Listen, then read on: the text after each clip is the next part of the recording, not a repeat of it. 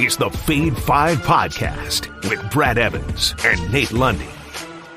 Place your bets, you jackwagons. Brad the Big Noise Evans here, joined by the good son, Nathaniel Lundy. 'Tis indeed the Fade 5 Podcast, presented by Suavecito Tequila. Dry January is nearly over.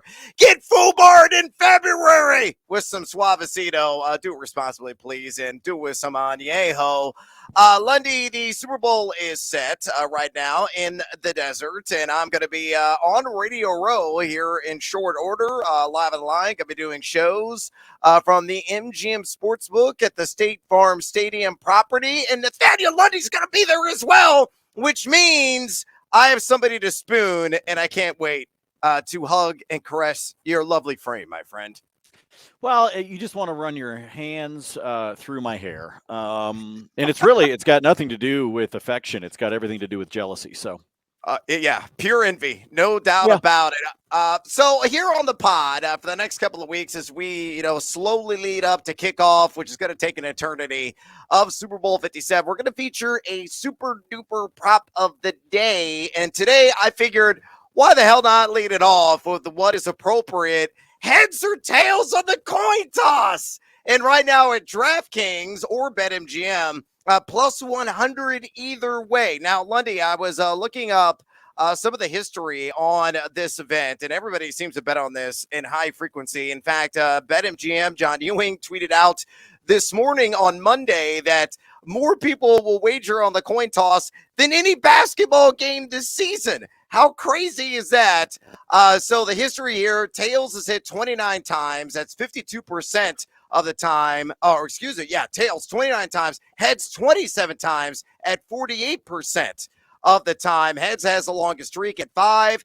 Tails the longest streak at 4, but that has happened 3 times. And the most coin toss wins in Super Bowl history of Dallas Cowboys with 6. The Niners with 5. The Dolphins with 4, the Raiders with 3, Patriots with 3, and the Seahawks also with 3. So we have no history tied to really the specific teams here with Kansas City and Philadelphia. But we have a streak of tails hitting more times than heads, 52 to 48%, as I said. So I know it's a pure crapshoot, but I know you're also going to wager on this at even money. What side are you on, heads or tails? Well, first of all, you realize there's some dipshit intern out there who's been keeping track of this crap for the last 50 years, right?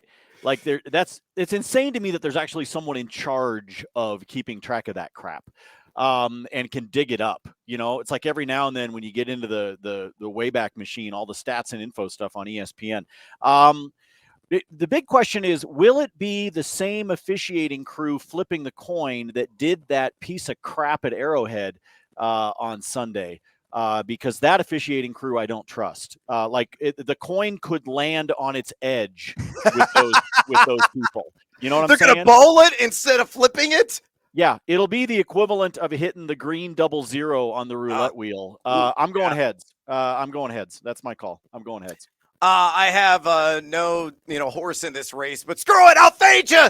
Give me tails, and you can track those results and all of our super special props. Now I gotta write this down so that I remember that I said heads on January 31st. This is where you decide to go. This is where you decide to go. All right. Hey, I may even throw a little OGP/SGP. Hey, I'm happy. Hey.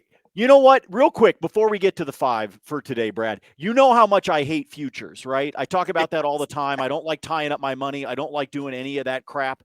I did some futures prior to the start of the playoffs, one of which, even though he is now out of the playoffs, looks like it's going to hit at plus 425.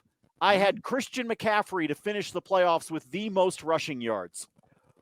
Ooh, you better hope that Isaiah Pacheco doesn't go ham in the Super Bowl here in a couple of weeks. I had that. I had for any player in any game to have over 11.5 receptions. That happened. That one's already taken place. I did have Stephon Diggs to have the most receiving yards, so I missed out on that one. But I am looking good because the other one that I had was for the over-under on the highest scoring game of the entire playoffs. Brad, it was at 74 and a half. Wow. I took the under on that bad boy. So far, I'm looking pretty good. So I hate futures, but those were up on the spreadsheet, folks. If you were paying attention, I jumped on those, and it looks like I'm going to do okay. Well, for Lundy's bankroll's sake, keep the guns in the which means it's absolutely going to be tails now that I've decided to throw something down. All right. I digress. I just wanted to throw those out there because I always harp on how much I hate futures. And I was like, screw it. I'm doing it this time. And now I'm going to get sucked in and probably lose all my money. Well, we got a lot of coin toss matchups tonight in the world of college basketball. Let's get after it with another edition of the Fade 5. Number 5. All right, numero cinco. Let's start off with a plus money wager, a little 2-leg money line parlay, all SEC all the time. Give me the Arkansas Razorbacks taking on Texas A&M at home in Fayetteville, and give me Kentucky, the Wildcats on the road at a really bottom-dwelling Ole Miss Rebels squad. Both those teams win. Simply, that's all they got to do. Straight up, it's plus 104 right now at BetMGM. Why am I all aboard the must bus? Well, they got to limit their turnovers first and foremost because Texas A&M is an opportunistic defense, but they've been outstanding at home this season at the Hogs, where they are 11-1 straight up in contest. They got to score the ball inside. You can take advantage of Texas A&M in that capacity occasionally, though A&M has been rather stout defensively inside the arc. Both these teams miserable from three. There's no doubt about it, but Arkansas has been stroking a little bit better here last couple of efforts from way downtown. You look at Arkansas overall, number 48 in 2-point percentage offense, number 43 in 2-point percentage defense, and at home, number 4 in adjusted defensive efficiency in those dozen matchups. Texas A&M, they improved to be road warriors this season, 4-2 in away games from College Station, number 4 in offensive efficiency on the road this season within SEC play, and number 1 as well in offensive rebounding percentage. So here's the key for Arkansas: seal the glass and win the battle inside. If, and I mean if, because they're a very inconsistent and erratic team, they will score the victory again at home. Kentucky, meanwhile, at Ole Miss. Kentucky seems to be rounding into form. Yes, I know they lost that massive game of the weekend at home to the Kansas Jayhawks, who got off the schneid in their own right. But you look at Kentucky, number 34 in all of college basketball to adjusted defensive efficiency when on the road this season. Mississippi can't score. Number 223 in 2-point percentage offense. And they're number 327 in 3-point percentage offense. So there is a lid on the bucket steadily for the Rebels, and I think it's going to be the case tonight, as Kentucky, since mid-January, number 13 in Bart Torvik overall. That's measuring all the particular efficiency standings there. So to recap, Arkansas, money line, Kentucky, money line, plus 104 at BetMGM. Lundy, fade or follow. We said it last week. People make fun of us for these, but they build your bankroll, folks. They don't have to be sexy. All they have to do is give you plus money. Plus 104, plus 110. Maybe you get crazy with the Cheese Whiz. You get up to like a plus 125, 140. That's a smart place to be able to be. I want to ask you, though, Brad, real quick, your thoughts on this one, because I was looking at the total in the Arkansas A&M game, and I kept thinking under, but now it's come all the way down to 137. And I think it opened at like 139. It's bouncing down the other direction. Do you stay away from it, or do you counter bet it now? Because that's a really close line. But I actually have a feeling with this close game that it might now be one where it's gotten low enough at 137 that now I might want to go the other way. Torvik's got it at 140. Yeah, they do. And you look at Ken Palm right now at 141 overall. And you know Arkansas style of play is up and down. They're the third fastest team in the SEC, number 77 fastest in the country, according to the adjusted tempo stats at KenPalm.com. Now, A&M, they want to try to sock it face and try to keep it at a half-court setting. They're north of number 200 in adjusted tempo on the season. And within SEC action, they're number 11. I think the home team is going to dictate the style of play in this game. So as a result, give me the Razorbacks. Go hog wild with. I'll take the over. Yeah, see, and that's actually what I'm thinking too, because whenever I see the contrast in the tempo, at least for me, and I know you dive into this a lot more than I do, but whenever I see the contrast in tempo, I will always lean towards the home team to be able to flex their muscle just a little bit more, whether that's to slow it down or whether that's to speed it up. So the fact that this total came down to about 100, I think it's 137 flat at DraftKings as of this morning. I started thinking, you know what? Now I think is the time that I might flip the script and take the over, because it has come down, like I said, I think about 1.5 or 2 points since the open. And so now I love this money line play, but I was looking at the total in that game because of the fact that it moved. So there's my little early bonus pick. I'm on the over if you can get it at that 137 that I just talked about that DK's got it posted at. Money lines, they are quite divine. Number 4.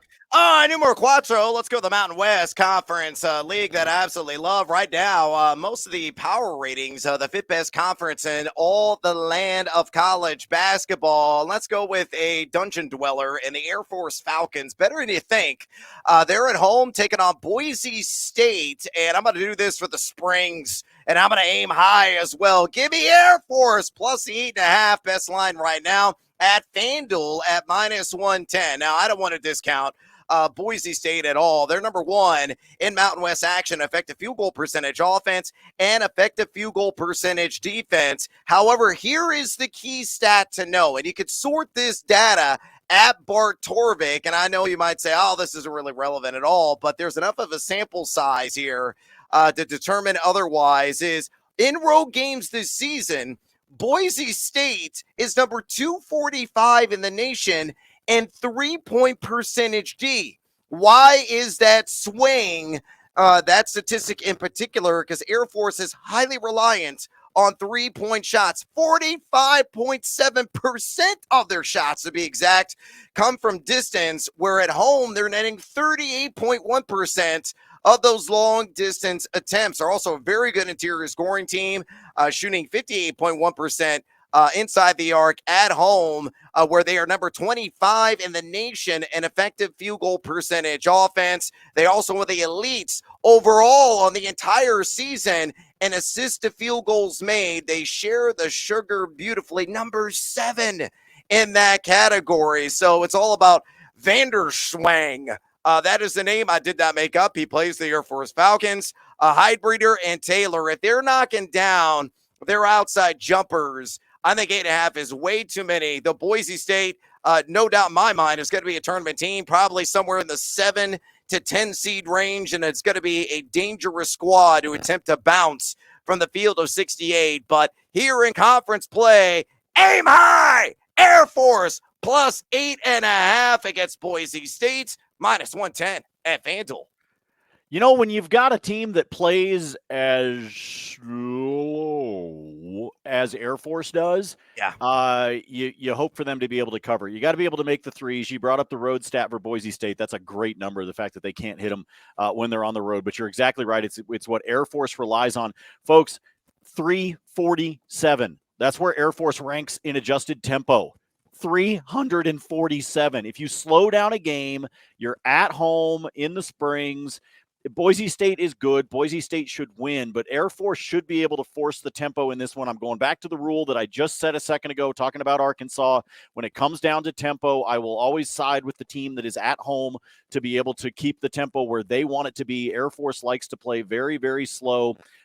Much different than the Jets, by the way, that like to buzz past my house since I live on the south side of Denver. And those guys, those F-16s frequently are flying over my house. So a little different than the way the Jets go. When they're out there on the court, they are about the threes. They're very deliberate in their possessions. They slow things down. I think they can keep this close. I think Boise State, this may be a real, like a double layer of Old Spice, Brad, because I think we may sweat this one out because I'm feeling Boise State by 7, maybe 6. So this could be one of those. Let's not get Hawaii'd like we did last week. Oh, God, yeah. Let's not have that happen to us. But I'm going to follow you on this one because I think Air Force and their tempo is going to slow this thing down and keep it close. Cue the Key Sweat in the background. It's all about that Air Force slow jam. Number 3.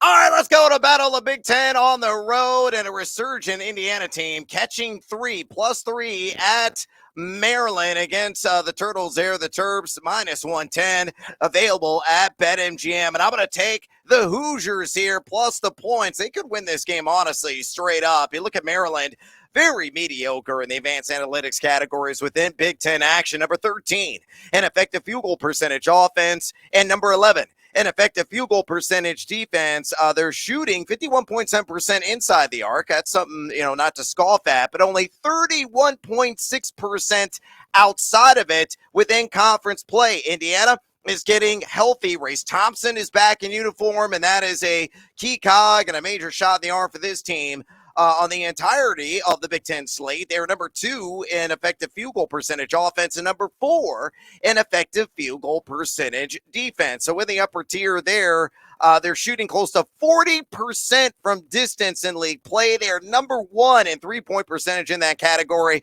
Also, similar to Maryland, netting over 51% inside the arc. Yeah, they're 3-4 in true road games this season, and their three-point percentage D on the road is number 320 in college basketball. So they got to get out and defend, challenge, and contest some of those outside jumpers from the Terps. But, I'm sorry, Donatello. I'm sorry, Michelangelo, Raphael. I am going to fade you. Give me Indiana taking down that turtle power of Maryland, +3, -110 at BetMGM. Lundy, fade or follow? I'm okay with taking the points, but you just said you thought they were going to win. Come on, just nut up, my man. Take them on the money line. Come on, do it. Safety first. Safety first. I'm a safety last kind of guy, Brad. I've hung out with you enough to know. I'm just kind of, safety. Well, maybe not last, but like safety third. Safety fourth. I can. Hey, Lundy, do you want another beer? Hell yes. Brad, yes. Another beer? Yeah, make it double tequila, please. Yeah. Screw safety. That's exactly what it is. Which is why more than likely, you and I are gonna wake up somewhere weird in Phoenix next week. Yes. Without remembering certain things, we may try to actually break onto the court and shoot some free throws. There at the arena in Phoenix. I'm sure the Suns. We'll break into GCU and we'll make it. Let's have some fun. I'm with you on this one, but I kind of like your call that you think Indiana might pull it off. So I agree with you. I'll take the safety. Might I put a half unit bet on Indiana just to win it straight up? Yeah, actually I might. Evans, have some huevos. Take the money line. Nah, give me Indiana +3. Number 2. All right, in a game that is surely going to be on the tube at Casa de Lundy, Kansas trying to get their vengeance, and will revenge be theirs against their rivals in Kansas State in a Sunflower State battle. And I say side with the Tang Gang, but with some conditions built in. On an OGP, I'm going to take Kansas State up to +12.5 on that all spread. And on an all total, I'm going to take that line down to 140.5 and take the over. Both those events hit against KU +100 at DraftKings Sportsbook. Remember in the first game, it was a 2-point victory that was in the 80s for Kansas State. They're in Manhattan, and everybody, probably their great-grandmother, honestly, is going to be on Kansas tonight. But this is a very middling Jayhawks team. I know they got that enormous win on the road in Lexington, which got them, off the schneid and broke their 3-game losing skid. But this is still a Kansas team that is dead last in the Big 12 in three-point percentage defense, giving up 36.1% along the arc. And on the season, they are 100 plus, uncharacteristically so, in effective field goal percentage offense and effective field goal percentage defense in home contests, where they are 10-1 this year. So the record is lopsided, but the underneath the surface analytics definitely swayed my opinion here because Kansas State is the fastest team in the Big 12. They are number one in the conference in effective field goal percentage offense. Defensively, they're relatively lackluster. They're now challenging a ton of shots, but they got Tomlin, who's a decent rim protector. They are number 8 in adjusted defensive efficiency, and a team that's given up 52.7% inside the arc, but man, do they share the sugar wonderfully so. Number 1 in the conference in assisted field goals made. So I think ultimately, and they're a very good three-point percentage defensive team, so they get out and extend their arms often in contests. I just think this is going to be way too many points. The story here, really, it's been a theme all season long. You back Kansas State, chances are you're going to make some money because they have been covering machines. So, again, with safety first, built in on this OGP, gave me K-State. Plus 12.5 on an alt spread. Give me the over the game on 140.5 on an alt total against the Kansas Jayhawks. Both those events occur. Plus 100 at DraftKings. Lundy, fade to follow. I can roll with you on this one because my wife would still be happy. Kansas, really, I think, is winning this game. Kansas is winning this game. I absolutely believe it. I believe they've got the revenge. I believe they're back at Allen Fieldhouse. I also believe that Grady Dick won't keep throwing up bricks. Because he's had a couple of games. I mean, he's got such a great shot. Son of a bitch, he's fun to watch shooting the ball. Yeah, he really is. He's got a beautiful shot, but he's also had some games over the course of that losing streak that they had. I mean, him not being able to be the same kind of threat from the outside at certain times of the games, I think is part of how that losing streak happened because he just wasn't hitting the way that he should. But all of that said, I think K-State can keep this. Frankly, I think they can keep it within single digits. K-State's a good team, but it is Allen Fieldhouse. It is the crazies that will be there. They may not be the Cameron crazies, but holy crap, man! My wife took me to a game at Allen Fieldhouse. That's an experience, folks. Let me be honest. It's a cult. It's nuts. So I think Kansas defends the home court. I think they take care of business there, but I do think K-State keeps it close. And I love your call on taking the alt total at the 140.5 because I do think we're going to see some scoring tonight. Don't be a dick unless your name is Grady. Back Kansas State.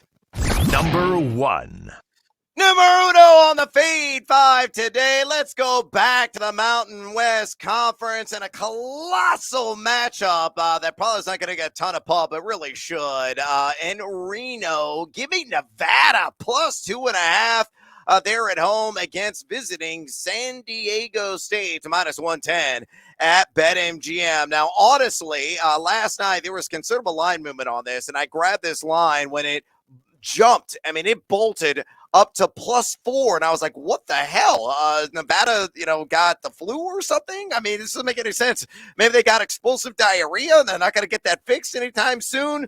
And then the line came back down this morning at plus 2.5. And I still think there's value there because I still believe Nevada has a really good shot of winning this game straight up. Why? They are undefeated at home this season, 9-0, where they are shooting 58.2% inside the arc. And they're also number 42 in the country in adjusted offensive efficiency in those Mountain West contests they participated in, and 2 as well, number 2 in adjusted defensive efficiency within the Mountain West this season. You look at Nevada in tight games, I like them especially, and this one should be one at snip and tuck all the way down the bitter end because they make their free throws. They're shooting close to 81% from the charity stripe in Mountain West action.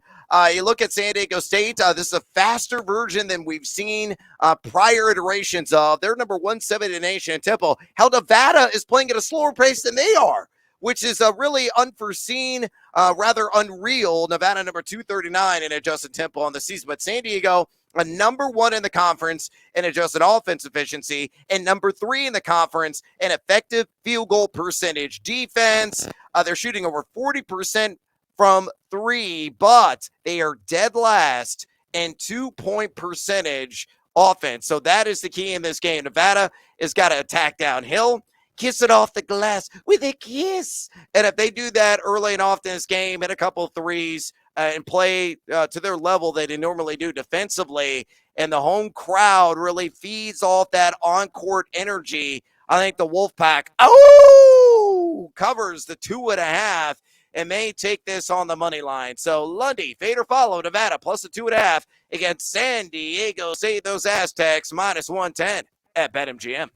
Fade, good sir. I'm on the Aztecs. I think they give Nevada the first home loss. I think I think the little home loss streak will happen here. I think do it by 2 or less. That'd be great.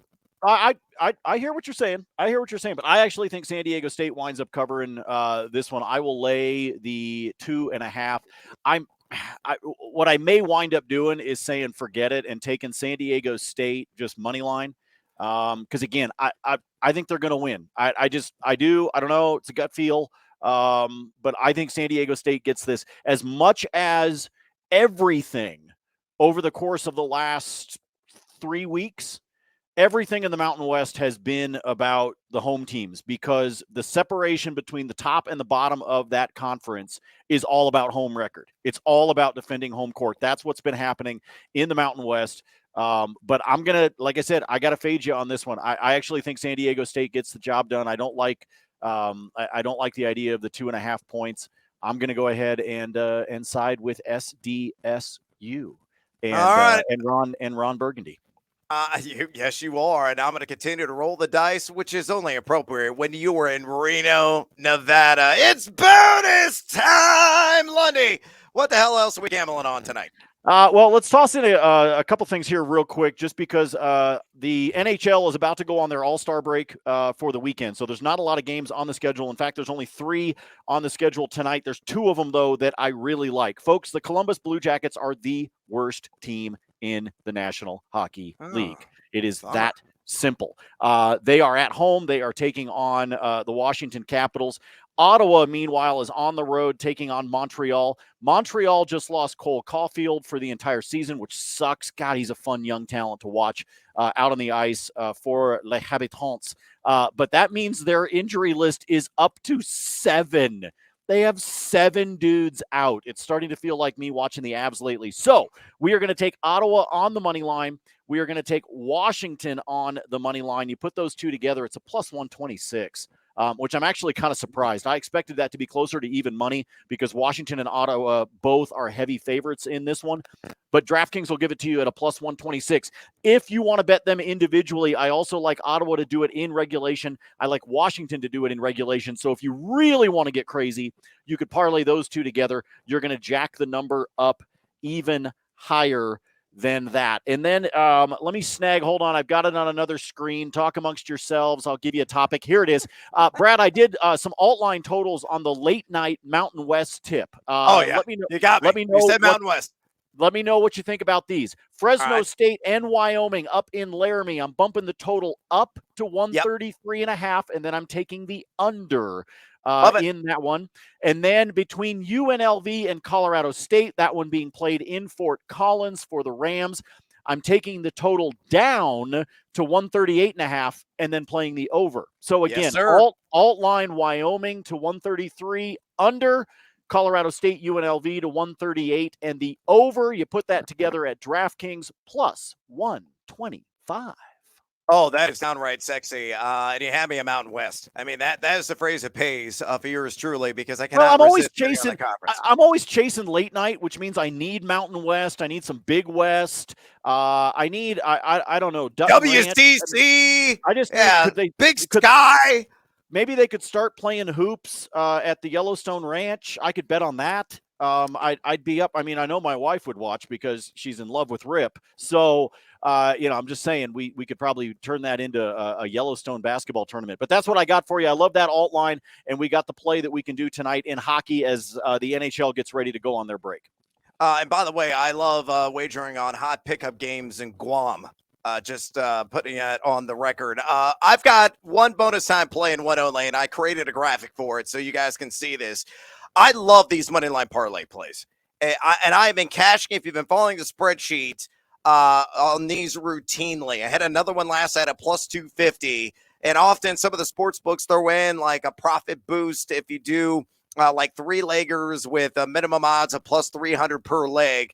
And this is one that it doesn't qualify with a plus 300 per leg. It did last night. It doesn't anymore. But on this 3-legger, All these teams got to do is win straight up tonight. Give me Mississippi State. They're taking on one of the worst Power 6 conference schools in South Carolina. Yes, I know it's on the road, but they are going to defeather the Gamecocks and win that one with ease with their top flight defense that was on display against Alabama recently. Get the Dukies, baby, at home against Wake Forest, and what should be an up and down affair. Wake doesn't play a lick of defense.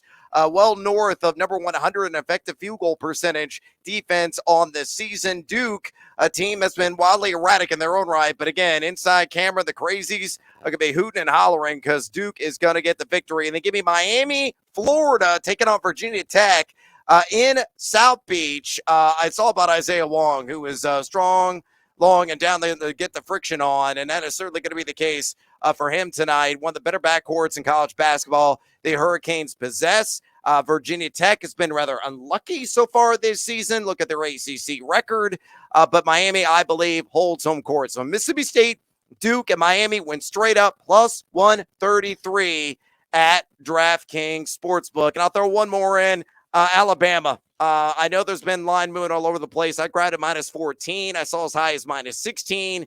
I maybe play this up to like minus 16.5 tonight against Vanderbilt. I know Vandy has been dandy on the road in covering against the likes of Tennessee and Missouri and Texas A&M, but Alabama played terrible basketball in their last game.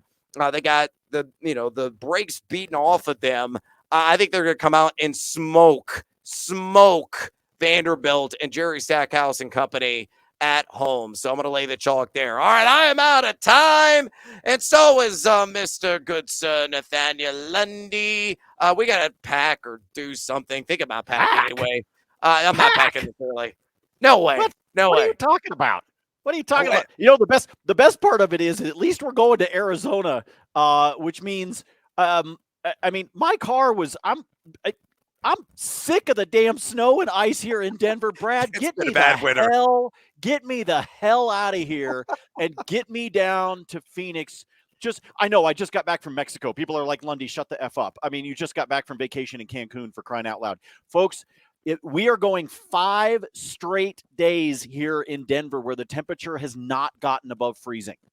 5 in a row. Yeah, that's a normal January in the Midwest. Oh, come on. Yeah, but screw this, man. Like, I'm pretty sure my wife wants to go to Radio Row with us. Like, I think she's willing to like be a wrangler or, like help engineer the broadcast, anything to get the hell out of here.